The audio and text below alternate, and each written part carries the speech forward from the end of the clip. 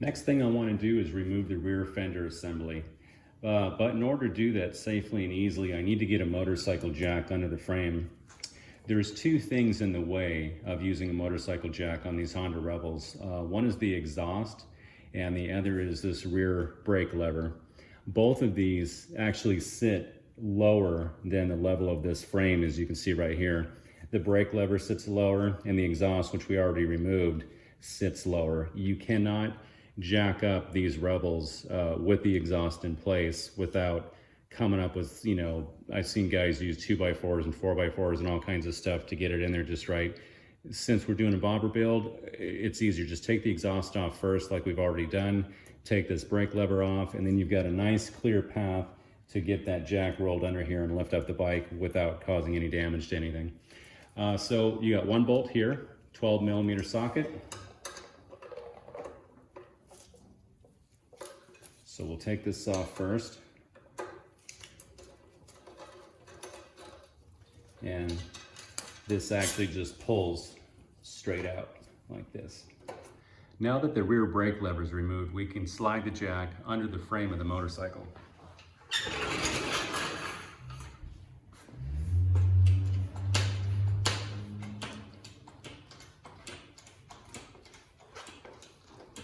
We want to jack the bike up high enough to get that rear tire off the ground without the support of the rear stand. So we'll lock that in place. And we'll take the rear stand out carefully. Okay. Because of the angle of the frame, you will notice that the bike is going to teeter. Okay, let's go over a couple things so you get a better understanding of what we're doing here.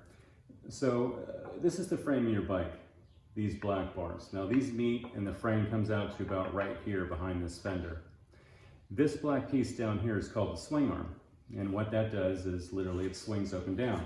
Here's your pivot point that attaches to the motorcycle frame. The wheel, the rim, is attached to the swing arm. The wheel is not attached to the motorcycle frame, it's just attached to the swing arm.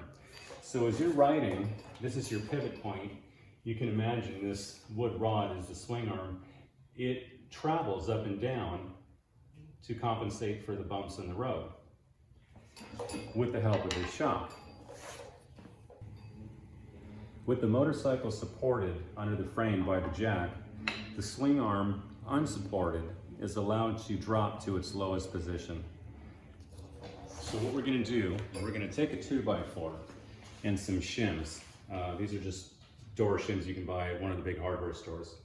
So take a handful of shims, having them all point in the same direction from the thickest end down to the thinnest end.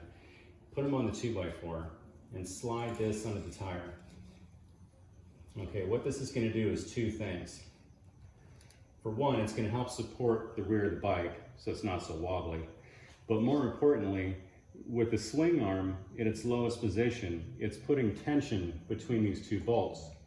If you notice, the shock is bolted to the swing arm, which is a pivot point, that this swings up and down, and it's attached to a fixed point at the frame.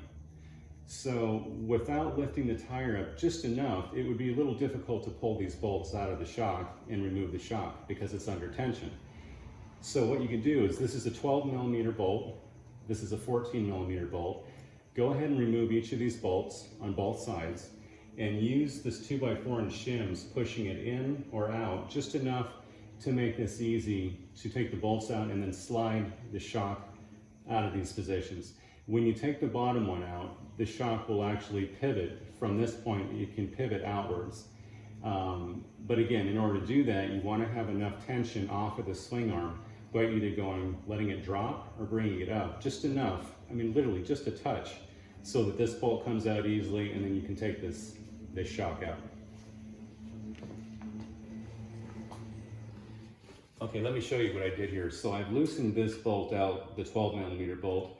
Didn't remove it completely, just loosened it. I also loosened the 14mm bolt, but let me show you how you can tell where to move this block of wood.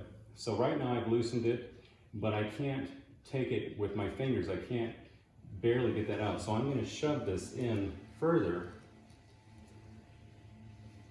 to take the tension to sort of raise the swing arm up just enough to where, see now, at this point, I can take this bolt out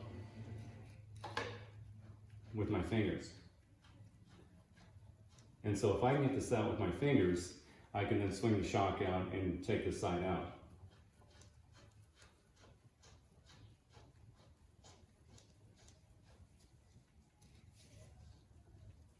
And you can play with this, moving it in and out, like I said, to the point where it's easy to come out, just like that. So now, in doing the other side, it won't be set. This position may not be the correct position to take the other shock off. So what I recommend is finish taking this bolt down, pull the shock up, and wiggle it out. Just like that. Now you can go to the other side, loosen the other two bolts, and again, start with the bottom bolt and move this block and shims further in or further out until you get to a point where you can take that bolt out by hand.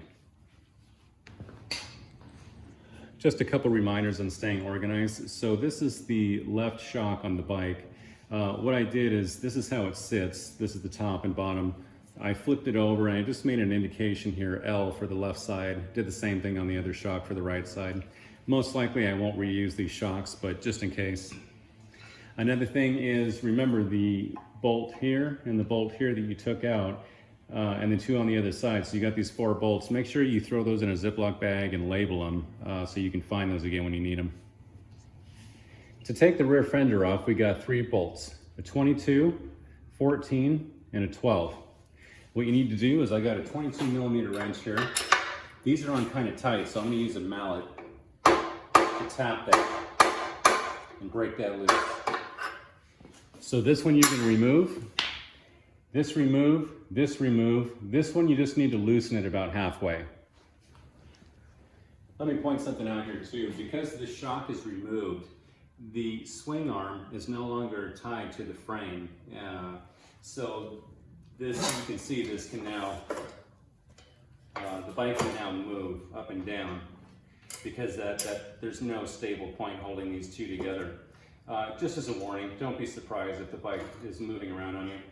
Anyway, once you get the other 3 bolts, or 2 bolts out on this side and this third one back here loosened up, you can, loosening this one up allows these rails to kind of loosen up a bit, and then you can pull the fender down, rest it on the tire.